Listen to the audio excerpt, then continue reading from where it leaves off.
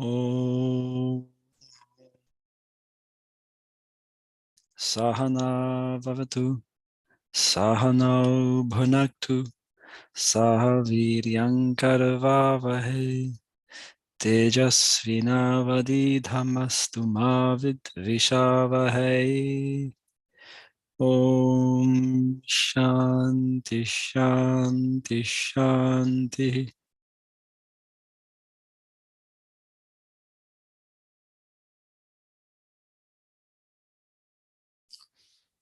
Okay, welcome. We are continuing with chapter 19 of the Vedanta Treatise. The chapter is on the illusions. Are there any questions on anything before we pick up with the text?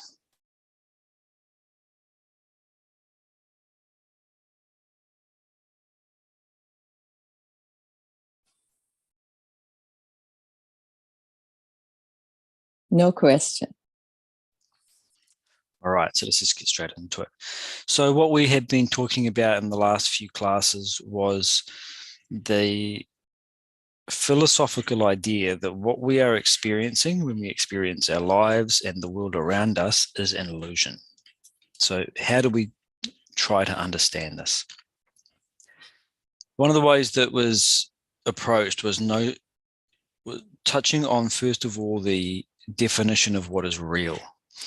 So when we talk about something being real, we said that it persists.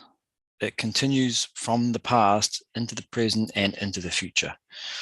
It has an independent existence of its own. It doesn't depend upon anything else for its existence. The analogy that we always use when we're talking about this is to ask, what is real love? And it's an easy one to get our heads around. Well, real love is that love which does not change. It's independent of anything you might do or say or be. I still love you. So it's unchanging. So anything that can change is not considered to be real. It's dependent. So what in our lives meets that definition? So the waking state of consciousness itself, the whole thing, it comes and it goes. So to the dream state, so to the deep sleep state. The three states of consciousness do not remain. So nothing in these can be seen to be or considered to be real. So then do we say it's unreal? Well, we can't say it's unreal. That also doesn't make sense because it's real to us right now. We're interacting with it. I can sense it. It's coming to me through the senses. I have feelings about it. I can think about it. I can understand it. So to say that it's not real doesn't make sense either. So it's not real and it's not unreal, then what is it? This is where he uses the term, he says it's an illusion. And he likens it to the dream state. When we are in the dream, it seems to us that what we are experiencing is intrinsically real. We take it for granted. We don't stop and ask, how did I get where I am? It doesn't make sense to us to ask that question. We just take for granted that, well, I'm here in whatever dream world I happen to be in. When you wake up, you recognize that the whole thing was an illusion, just a dream. It wasn't real. But at the same time, you can't say that it wasn't unreal. It actually existed for you at that time. So if the dream wasn't real and the dream wasn't unreal, then what was it? Well, it was a dream. It was an illusion. He says you take that idea and just allow for the possibility, just a thought in your mind, what if, as solid seeming and real as this world is to me, it's only as real as the dream world was to me last night? What if this is only like a dream? It's just admitting the possibility or positing it and playing with the idea.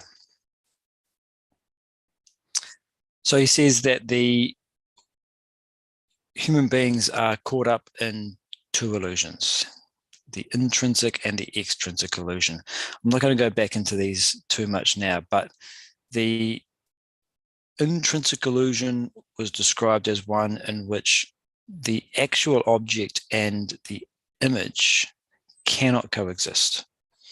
And he gave the example of, say, a rope and a snake. A boy walks past a rope in the dark yard, and instead of seeing a rope, he sees a snake. Right? So the real object is the rope. The image is the snake. For the boy, the snake exists, not the rope. Turn the floodlights on, immediately the snake disappears and the rope is seen. So it's the intrinsic illusion where the real object and the image don't coexist. Extrinsic illusion is when you have, again, a real object and an image and a reflecting medium, and they all simultaneously coexist. What's an example? You go to a fun fair and you go into the hall of mirrors. And you stand in front of it and your image is squashed, short and fat, or it's lengthened, long and lean. What have you got? You've got the image in front of you. You've got your own body, which you can also be aware of.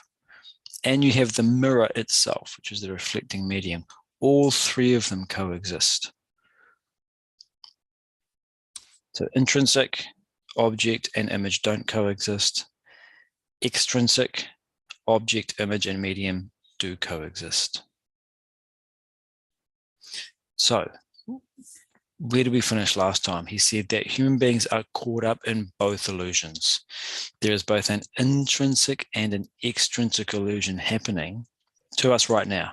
As we sit here and listen and watch, we are caught up in the intrinsic and extrinsic illusions. He said it's to the credit of prevailing religions. Let's just touch on this here.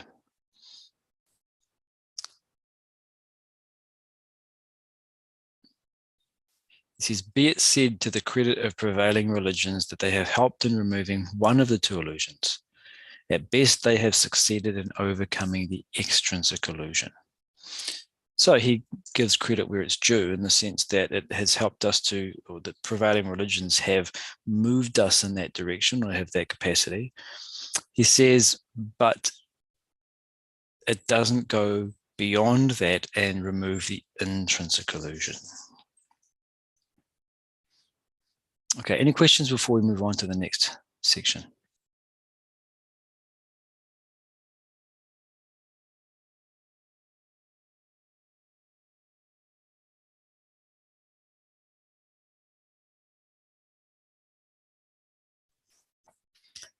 So what might it mean to remove the extrinsic illusion? And if you're not familiar with this concept, it'll be a difficult question to answer, but if you have some familiarity, what might it mean to remove the extrinsic illusion?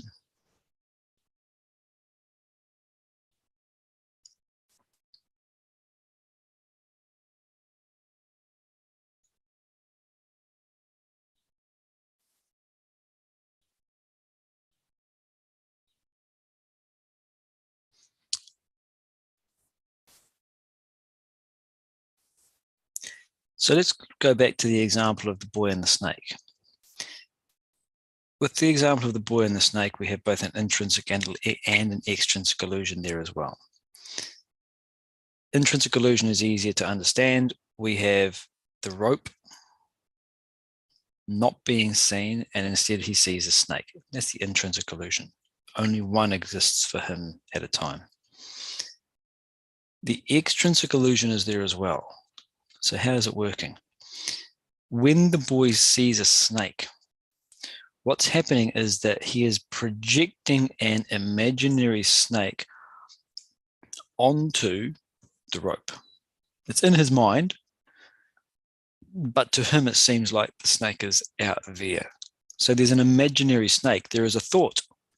It is a snake. That thought, it's a snake, becomes the medium, just like a mirror, for reflecting the qualities of the rope. So go back to the example of you being at the fun fair. You've got a mirror, you've got your qualities and properties, of your physical body being reflected in the image. So you might have dark skin. Your image will have dark skin. You might have blonde hair. Your image will have blonde hair. Okay, now there's been a twisting and a distorting because we've got one of those weird mirrors that lengthens or shortens you. But there'll be certain qualities and properties that are reflected in that mirror.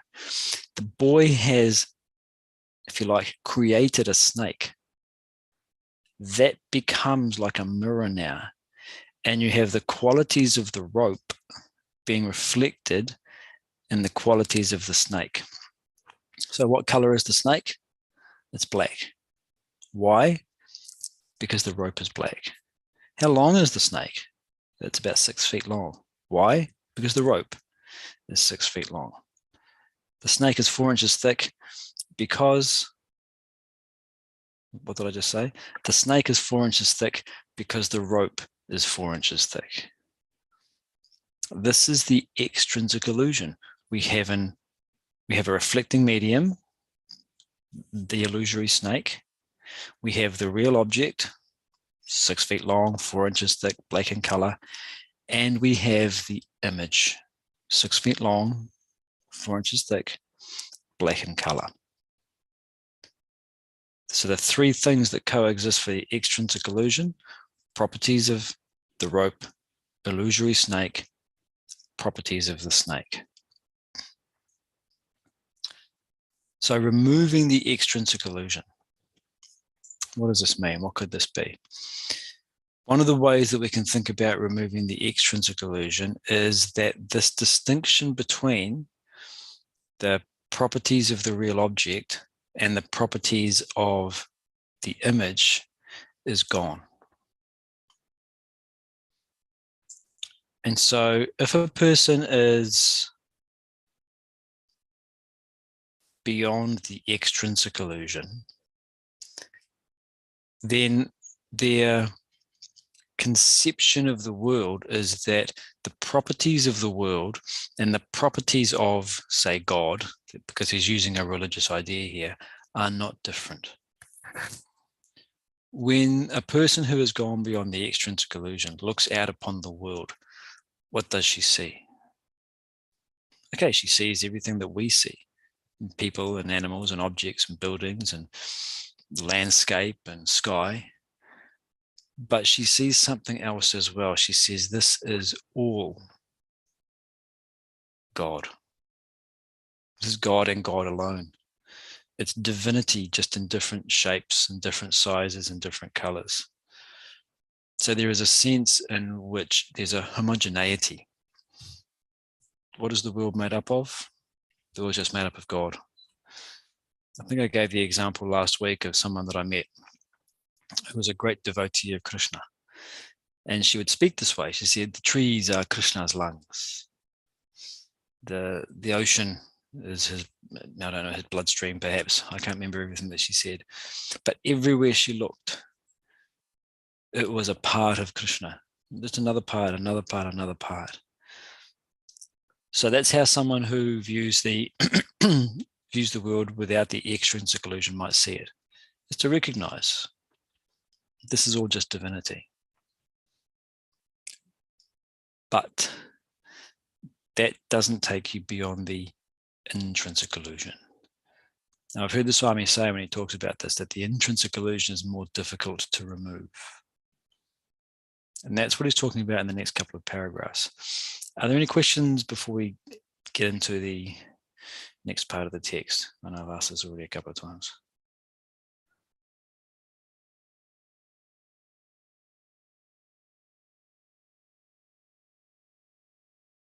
Just an excuse for me to drink coffee, really. Okay, so what does he say? He continues. He says, self-realization, God realization, comes in two stages. The earlier is partial realization, known as savikalpa samadhi, and the final is total realization, nirvikalpa samadhi. A spiritual seeker attains partial realization when he removes the extrinsic illusion alone. In that stage, he is on the verge, but not experiencing total realization, since the intrinsic illusion still lingers. When he sees divinity in every object and being all over, in a sinner or saint, he sees God alone everywhere. He experiences the unifying divinity in the diversities of the world. I'll reread that. He experiences the unifying divinity in the diversities of the world. No divisions, no demarcations, no denominations, only divinity. But the duality still remains. His individuality is there to recognize the divinity everywhere. It is the state of partial realization.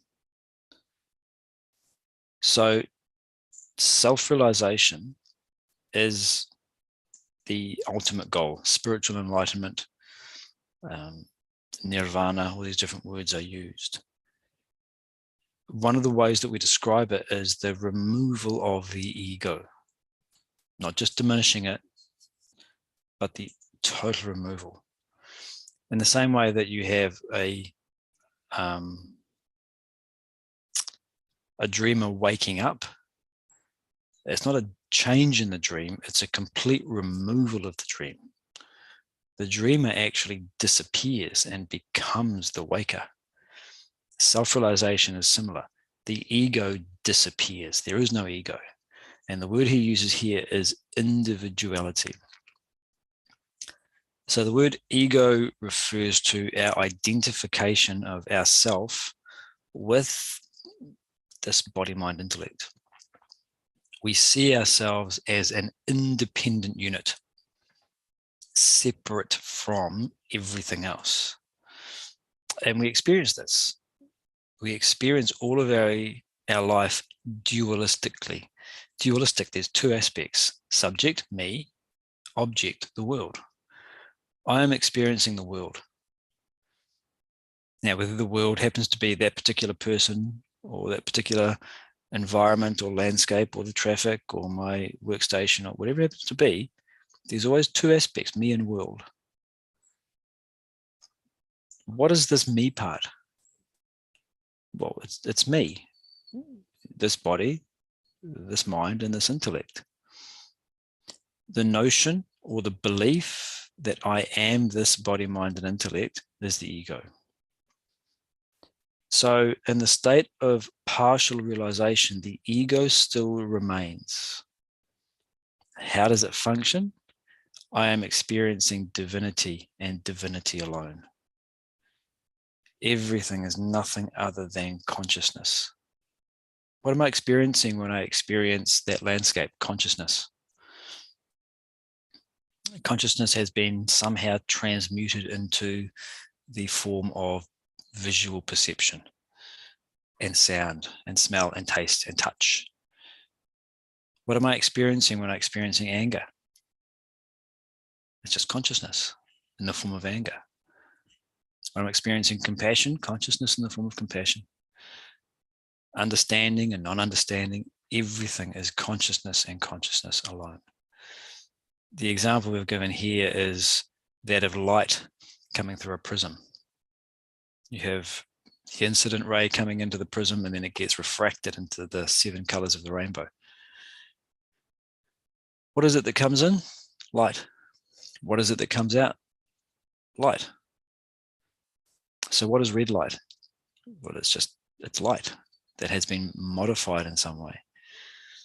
Everything we experience is refracted consciousness. So we can see that intellectually as a concept, but we don't see it subjectively. It's not true for our day-to-day, moment-to-moment existence. We see a world of objects and beings that are all inherently separate. We don't see the underlying substance that pervades all of it. And that's actually what we're covering currently in the Ishavasi Upanisad on the Tuesday evening class, Tuesday evening Pacific time. The first verse of the Ishavasi Upanisad. All this is pervaded by Isha, pervaded by the Lord, pervaded by the consciousness. All this is pervaded by consciousness. Means all this must be consciousness.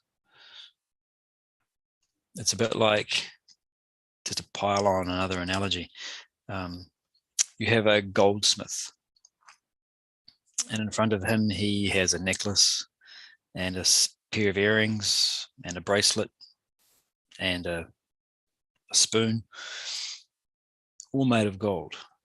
Now, when we look at these objects, we say, oh, nice bracelet. Yeah, all lovely earrings. It's a spoon.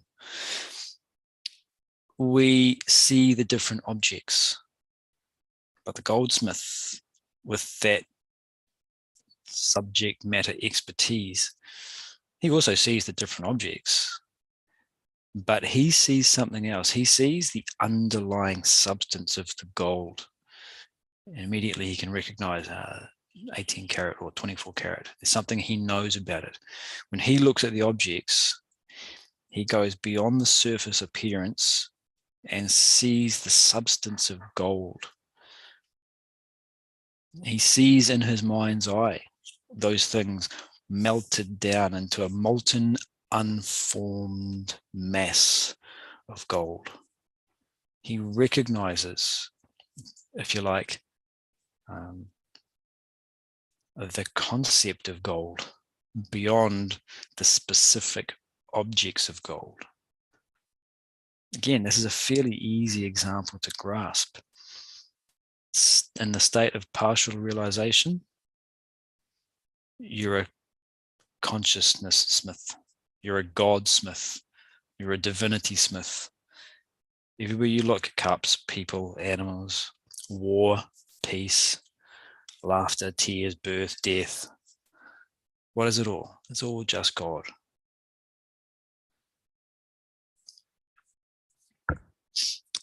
So this takes obviously some reflection to get an idea of what this is talking about. The idea of reflecting on this is not just to get an interesting idea in your head. It's to see if you can imaginatively recreate that experience for yourself. What would it be like if, let's say after this class, you stood up and you were suddenly transported to the state of partial self-realization? How would you react? You go out to your kitchen and there is your mother, your sibling, your spouse, your children. You get in your car and you go to work. Well, it's Sunday for some of you. What's it like when you get into traffic? What's it like when you see your boss? What's it like when the doctor tells you you've got high blood pressure, you need to start taking pills? How do you experience your world then?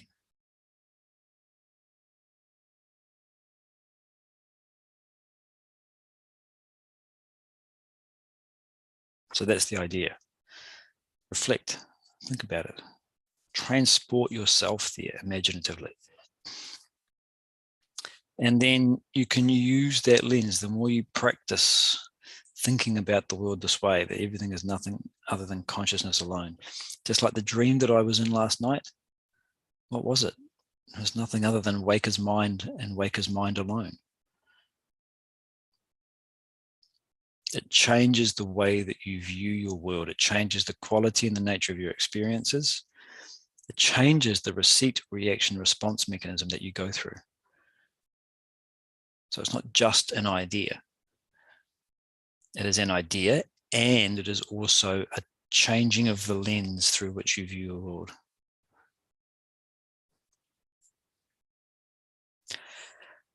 So as a final example or analogy for the state of partial realization, some of you may have experienced, or you probably all heard of at least, lucid dreaming.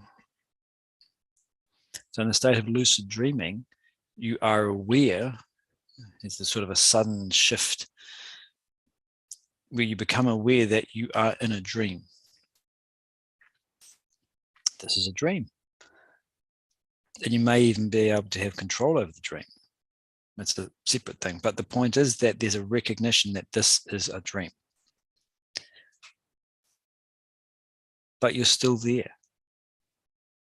You're still in the dream. The dream hasn't gone anywhere. There's still you experiencing the dream. What's that experience like? Beautiful. Freedom. When you know it's a dream, you recognize I cannot be harmed. There are consequences in every dream. There will be consequences to all of my actions, but they don't matter because I am above the dream. There's a freedom that comes.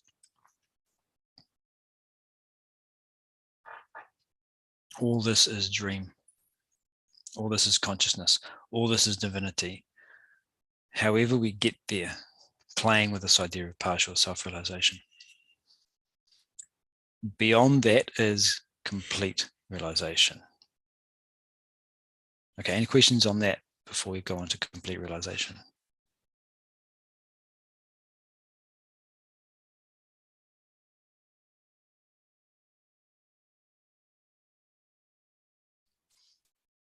Vedanta takes the seeker beyond the state of partial realization to total realization of the Supreme Self by overcoming the intrinsic illusion as well, to nirvikalpa samadhi.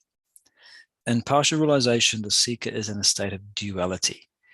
He has no doubt brought the entire pluralistic phenomena into a single mass of divinity. He finds God all over. But then there is the duality of himself and God. He sees God different from himself. And when he realizes the Supreme Self within, his individuality merges with divinity. The intrinsic illusion also vanishes.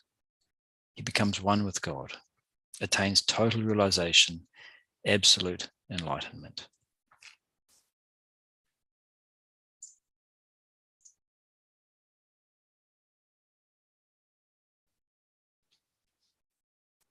So let's go back to the analogy of the dreamer and the waker. When you are in lucid dreaming, you can say, this is all just the waker's mind.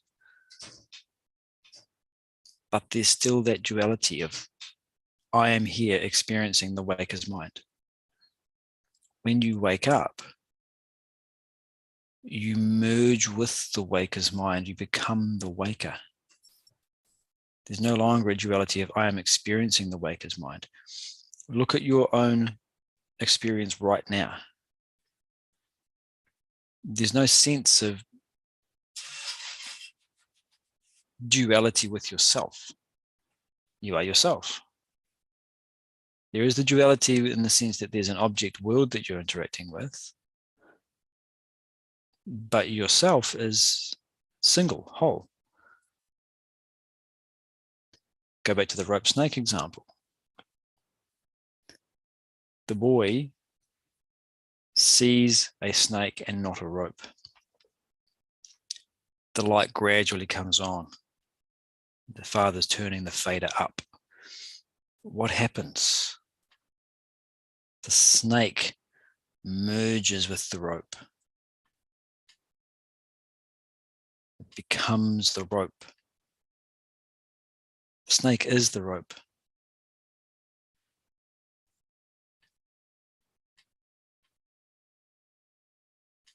So the intrinsic illusion is to see an individuality where there is instead a self, capital S.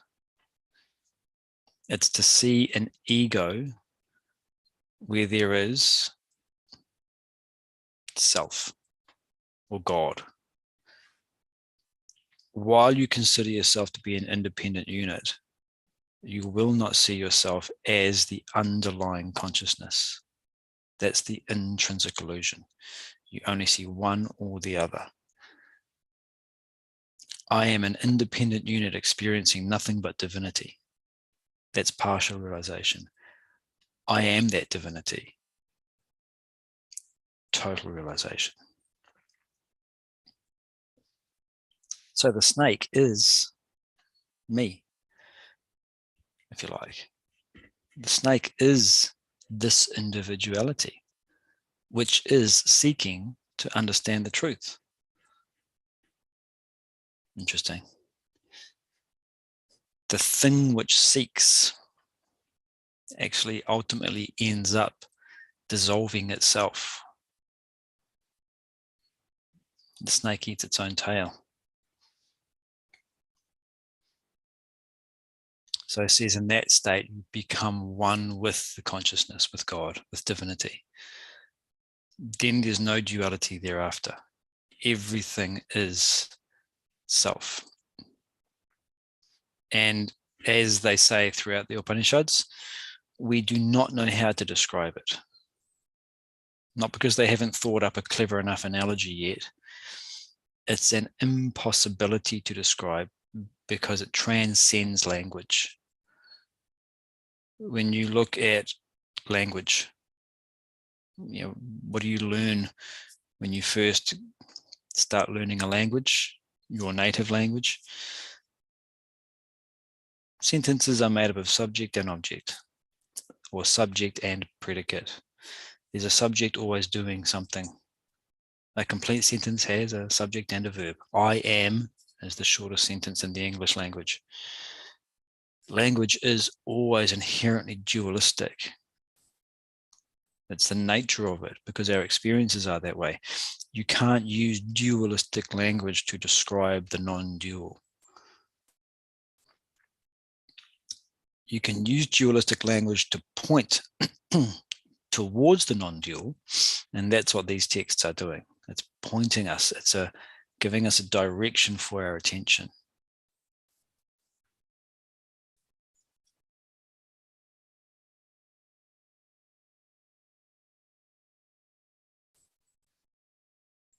Okay, any questions on that before we move on to our next section? In the chat box here. Can you explain more the ego in the snake example? So in this rope snake example, what have we got? We've got a rope, which is the real object. That's the actual truth of the matter, is that there is a rope. Instead of seeing a rope, because it's too dark, the boy does not apprehend the rope and misapprehends it as a snake. So the real object is the rope. The illusory thing is the snake. Easy to understand, easy to get your head around.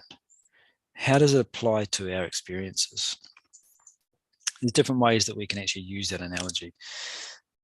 The way that we're touching on it here is to say that, look at your life. Who's living your life? And you say, well, I'm living my life. Describe that I to me. And you can say, well, this is my name and this is my nationality, and I was born on this particular date. These are my interests. These are the things that I naturally am good at.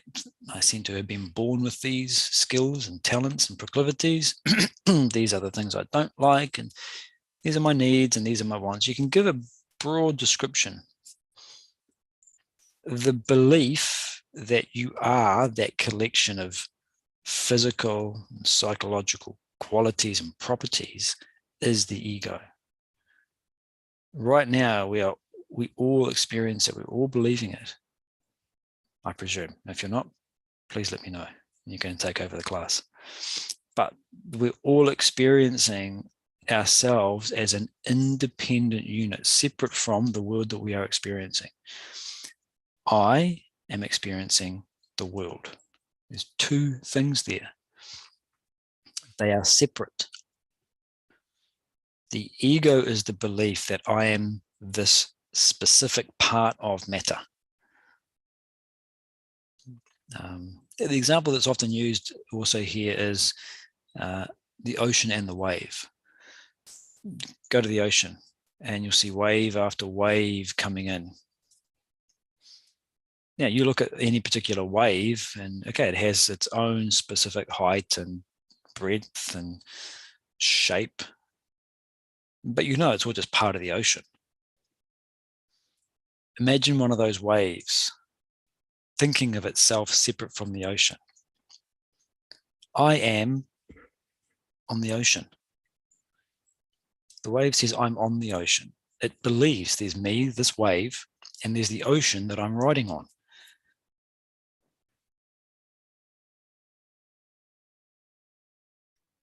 So when we look at the wave, we know that the wave and the ocean are not separate.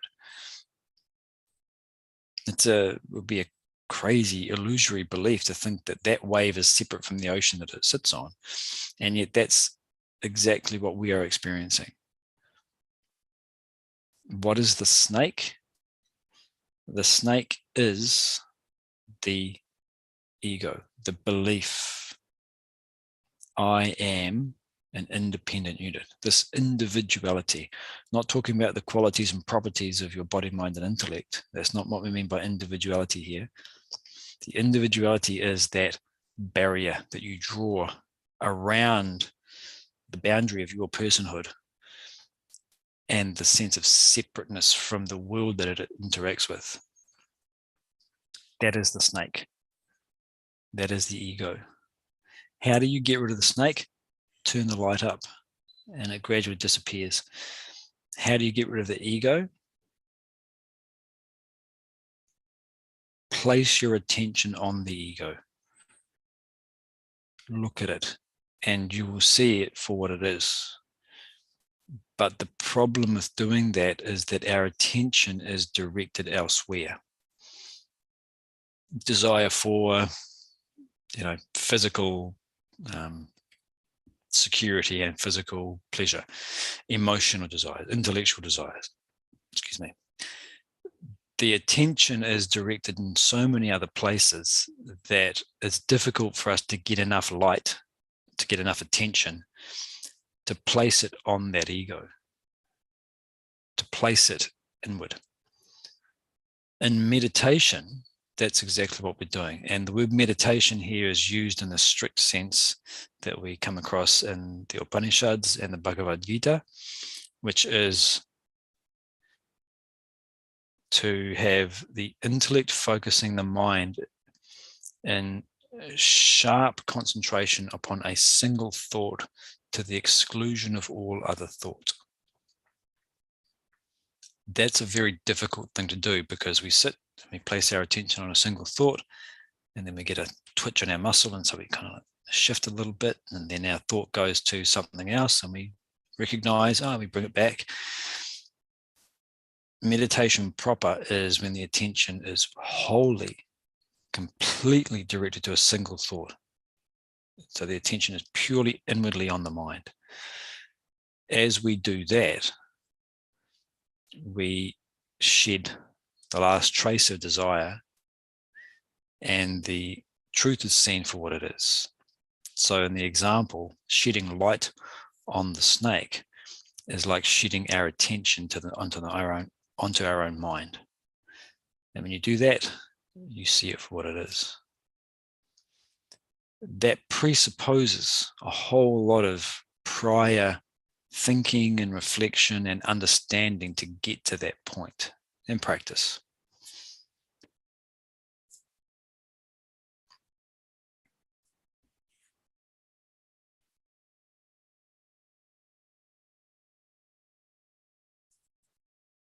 So I hope that helps.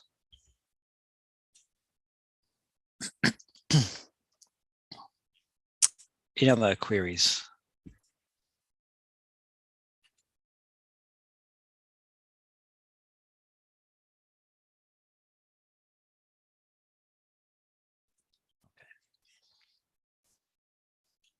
So he follows that idea up of the distinction between partial and total realization with this next section, world is God. So as we go through, just think about the flow of ideas that he's presenting here. He says the world is not created by God. The world is God, Brahman. The elements that constitute the world are all Brahman, but when the component elements are brought together, the resultant formation seems different. The resultant acquires properties different from those of the components. Here are examples to substantiate this truth. Okay, what's he saying here? When we use the word God, or when we hear the word God, we tend to think of a creator being who somehow managed to imagine the world into existence. So there's a separateness. There's God, the creator, and there's the world or the cosmos, the thing that he created. So Vedanta does not say that this is the case. There's no explanation of a creator being in Vedanta. So he says the world was not created by God, the world is God. So the word God here refers to something quite different. The word God refers to the, if you like, the underlying substance. Again, divinity, consciousness, spirit, whatever word you want to use. Everything you experience is God. Just as everything you experience in the dream is the waker's mind. Every wave is ocean water. You don't say the ocean creates the waves. Each wave is the ocean. But he says, the elements that constitute the world are all Brahman, but when the component elements are brought together, the resultant formation seems different. So this is essentially answering the question, if everything is Brahman, God, divinity, then why do things seem different? Everything's made up of the same stuff, but okay, there's good and there's evil. There's up and there's down. There's black and there's white. So if everything's the same, why is everything different? So he says, take the examples of 4 triangles as in figure 1. They are right-angled triangles. Place the 4 triangles with their vertices at a meeting point. They form a square as in figure 2. So he uses some very simple, seemingly pedestrian examples to try and illustrate the point here. You take 3 triangles that you see here, 3 right-angled triangles, you bring them together. You get something that has qualities and properties that are quite different from the constituent elements. You get a square instead of a triangle. He says, study the 2 figures. The components are the triangles. They combine to form a square. The square is created as a result of combining the triangles. The triangles have each 2 acute angles and a right angle. The hypotenuse is longer than the other 2 sides, whereas the square has all right angles and the sides are equal. The properties of the resulting formation are different from the properties of the original components. That's the point. The new properties have arisen from a new combination, a new formation of the components. The resultant is just a new name, a new form. No creator need be brought into this phenomenon. All right, so again, the point to take from it here is that the properties of what you get are different from what you started with. It's just a new name and a new form of the same thing. If you took 5 triangles and jammed them together, it'd be a new name and a new form again.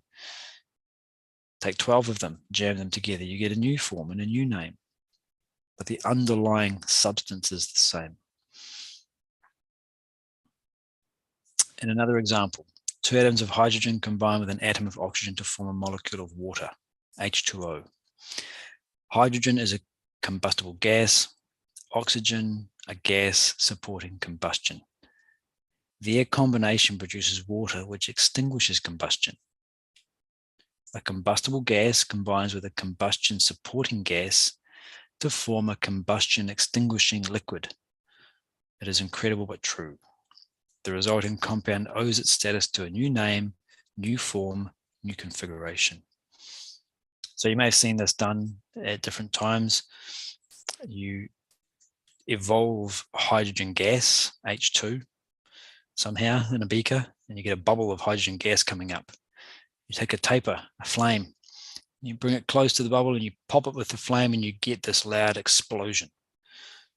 So what's happening? You have the H2 gas being burned, which means combined with oxygen. And what do you get? Water. H2 plus oxygen gives water.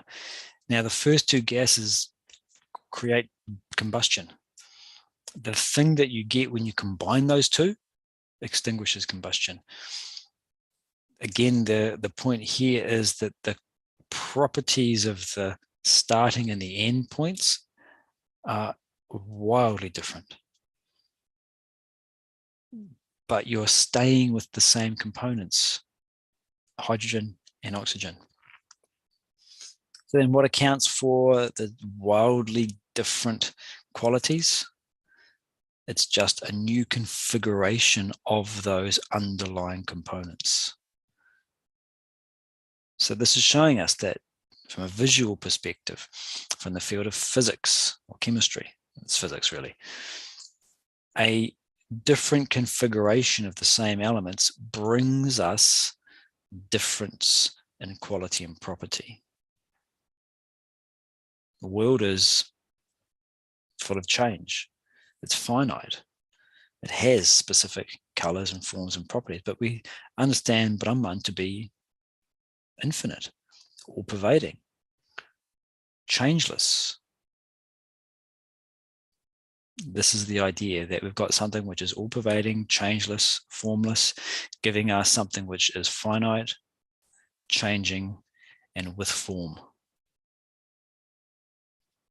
Gives another example. He says another fascinating example is that of the element carbon. Charcoal is carbon, diamond is carbon. Charcoal is dull, black, where diamond is brilliant. Charcoal is soft and it can mark on paper, while diamond is hard and it can cut through metal. Charcoal is cheap, diamond precious. Notwithstanding all these differences, both are made of carbon. The differences are in the structure of the carbon atoms in them. They differ only in the combination of the same component element. The different combinations create the wide disparity in the properties of the resultant form and name, nothing else. So another great example. What is charcoal? It's just a bunch of carbon atoms linked together in a particular way. What's diamond? It's just a bunch of carbon atoms linked together in a particular way. The difference is only in the way that they are linked together. And you get these massively different properties: transparency versus opaque, soft versus hard. Oh, getting it around the wrong way. Cheap versus expensive. What accounts for the difference? Just the way that they're configured. And when you change the configuration, what do you get? A new name and a new form. So name doesn't just refer to what we call it. Name refers to our inner conception and perception of it. To us, it is something different. And the form, of course, refers to the outward form. It's got a new name, it's got a new form, but made up of the same stuff. So these examples are all given to illustrate this point. One interesting way to study this, if you have an interest, is to look at the three examples of the triangles becoming a square, of hydrogen and oxygen becoming water, and carbon becoming diamond or charcoal, and seeing what they offer different from each other. Why give three examples instead of just one? One would have worked. Is there anything different about each example that the other two don't provide? He continues. He says, Vedanta declares, therefore, the difference between Brahman and the world is the difference between the triangle and square, hydrogen, oxygen, water, carbon, and charcoal diamond. The same divinity that is Brahman is the world. The world is not any different from Brahman, and yet they seem opposed in their nature. Brahman is eternal, all-pervading, infinite, while the world is ephemeral, limited, finite. All the differences lie just in name and form, in combination and configuration, resulting in a mere illusion. You must get off the illusion, realize your true self. Then there is divinity alone. The supreme reality reveals itself.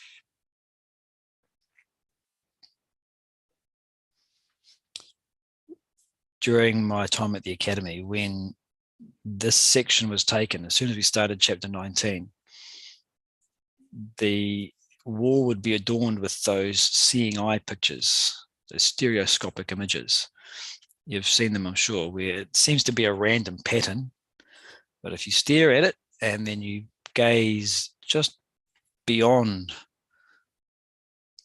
the picture or just in front of the picture, You get a merging of the pattern, and what happens is that a three-dimensional image snaps into place, or it gradually comes to place, if you like. Now, is there an actual three-dimensional line in the picture? Well, you can say yes, you can say no. There's no actual line in the picture. It's just a series of squiggles and shapes.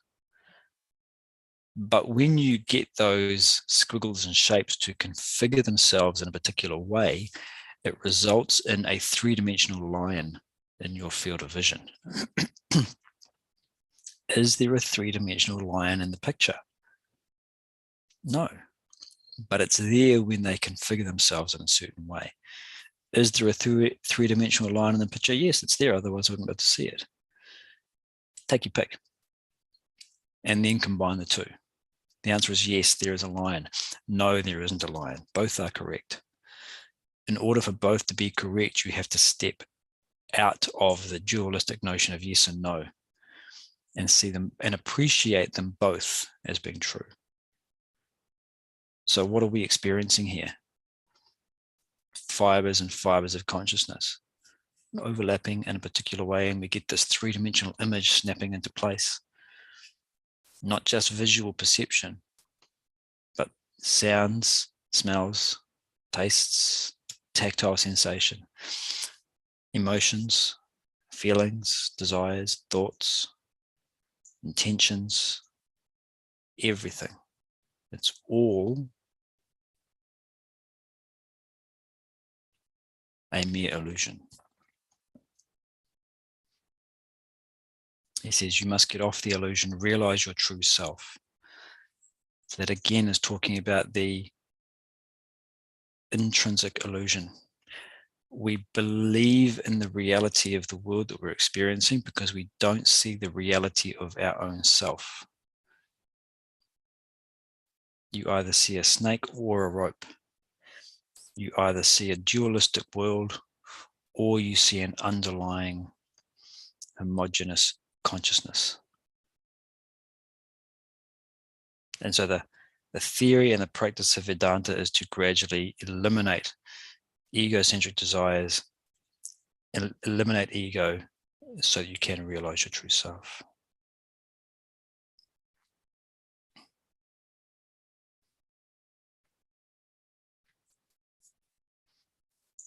Okay, any questions there before we complete the chapter?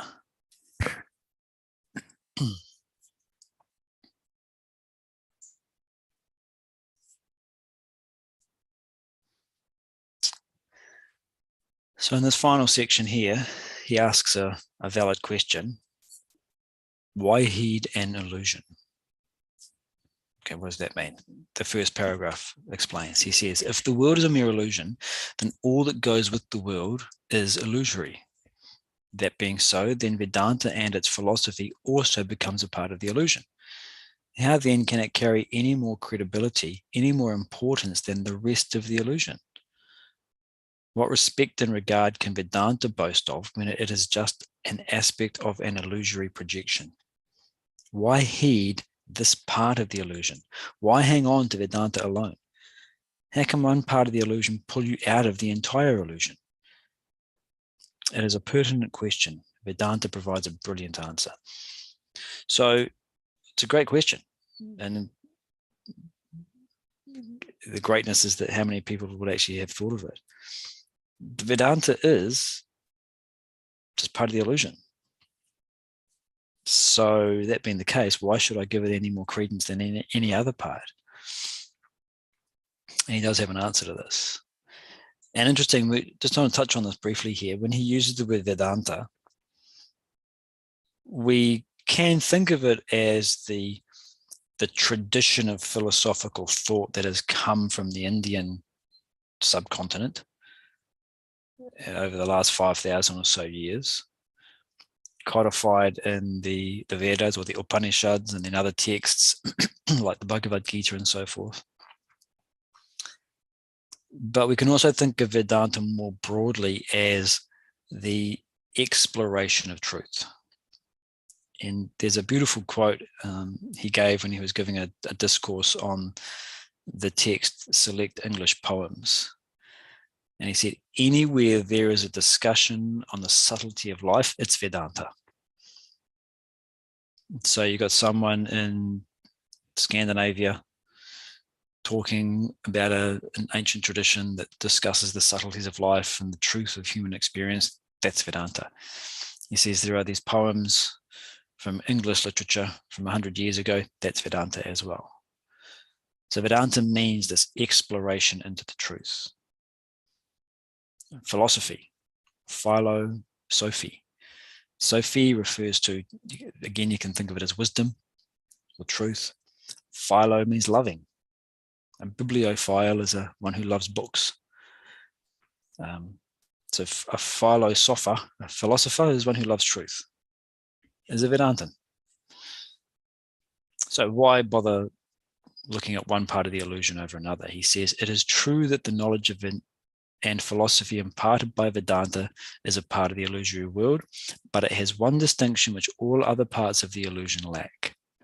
Its unique character is highlighted in one potent simile, svapna samhavat, which means like a dream lion. The philosophy of Vedanta is compared to the lion. Imagine a dreamer suddenly encounters a lion in the dream. The lion is a part of the dream world, a figment of imagination like the rest of the dream. But the lion in the dream has one distinct character which is denied to other parts of the dream. It is its faculty to catapult the dreamer from the dreaming state to the waking state. When the lion pounces on the dreamer, he is startled, terrified. He jumps out of the bed. The lion wakes him up, as it were. The dream lion is no doubt a part of the dream, but it has the ability to swallow up the entire dream, itself vanishing in the act. Vedanta plays the role of the dream lion in the world. Its chaste knowledge is admittedly a part of the illusory world, but it has the unique power to dissolve the entire world, dissolving itself in the process. That transports the waker to God consciousness, to the ultimate spiritual enlightenment.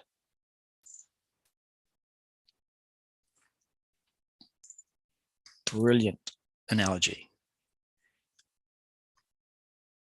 And it's, again, something that is very easy to access. We've probably all had this experience. If not a lion, there's some other aspect where the lion pounces on us and we are immediately transported into the waking state. Vedanta is as much part of the dream as anything else, but it has this property or this quality where if we see what the import of Vedanta is conveying, we are transported out of it. And he says that the lion is swallowed up in the act, so too Vedanta disappears. It's just poof, gone, like every other part of the dream. There's a author, philosopher by the name of Alan Watts. And I don't know if this is his formulation or if he got it from somebody else, but I heard him describe the idea that philosophy is a useful fiction. I thought this is another great idea, useful fiction. It's all fictitious, but it's useful because it takes you somewhere different. You know, imagine the father saying to the terrified boy, "Oh no, that snake is not one of the poisonous ones. If it's as you described, it only eats bugs, and it doesn't have any venom. Oh, why don't you go out and feed it this cockroach here?" It's all nonsense. It's all fiction. But what does the boy do? Goes out. He's got a bit of courage from speaking to his father. He goes close to the snake to give him the cockroach, and what happens? It's a rope. Everything that the father told him was fiction. But where did it take him? It took him to the realization it's a rope. Is the war an illusion? No, not for us. For us, the war is real. It's important that we don't take this idea and point it to one part of the world and say, oh, it's an illusion. and then relate as if that part was an illusion. Okay, you can imagine, in fact, I know someone for whom this began to happen. You can imagine a mother who gets too into this subject and mishandles the information. So my children are illusions. Then it doesn't really matter if I call them on their birthday, because it's all an illusion. The mistake is that we look at one part of the phenomenon and say, well, that's an illusion, therefore I'll relate to that part like an illusion. The whole thing is an illusion. Not just one part of it. Is war an illusion? Yes, and so is peace. And so is the sort of intermediate state between of tension. And so is the person asking the question. And so are all the people that she's referring to in the question. And so is the ego, which believes it to be asking a question. So is the thought which comes up. Everything is an illusion. So the practical answer to the question, is the war an illusion? No, it's real. It's real to me. I'm looking at the news feed like everybody else and believing that people are dying and believing that people are suffering. I think that's actually happening. So it is an illusion? Not to me, it's not. It's real. Not to you, it's not. It's real. What does Vedanta say about the world being an illusion? The whole thing's an illusory, like a dream is to the waker. So I'm just going to reiterate, don't look at one aspect of the world and say it's an illusion.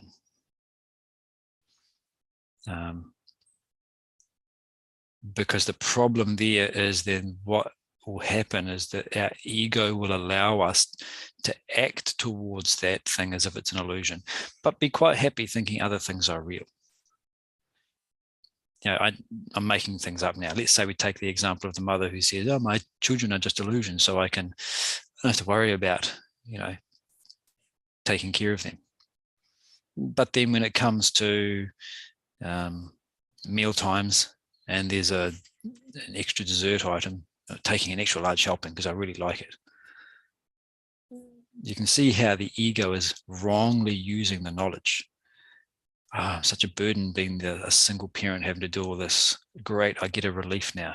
I'm not going to bother about calling them on their birthday. Ooh, I like dessert, I'm going to have it. Didn't say the dessert was an illusion.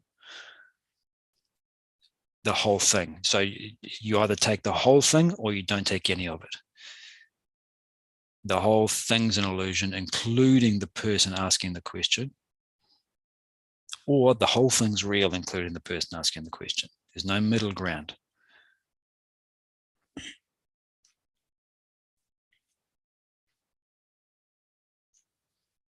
So the idea is just to take this idea of the world being an illusory projection and imagine if. What if that were the case? What would that mean? The whole thing is an illusion, not just one part of it.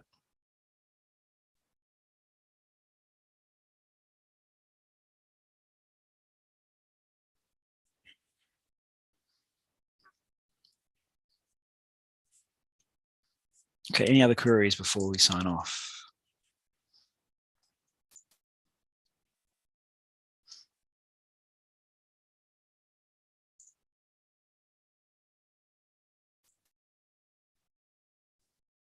Okay. Thanks, folks. Appreciate the attendance and the attention, especially for this section, which is fascinating, but can be a bit heady to get your intellect around. We are back tomorrow at 6 p.m. Pacific time for our Q&A, and then Ishavasi Upanisad Tuesday, 6:30 p.m. Pacific time, and our usual Q&A on Friday, and we keep on rolling. So for those joining, I'll see you next time. For those not, have a great week. Take care.